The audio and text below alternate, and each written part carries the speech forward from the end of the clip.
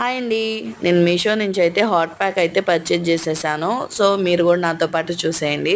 దీనికి కాయిన్స్ అయితే ఎర్న్ చేసుకున్నాను నేను. 31 కాయిన్స్ అయితే వచ్చేసినాయి.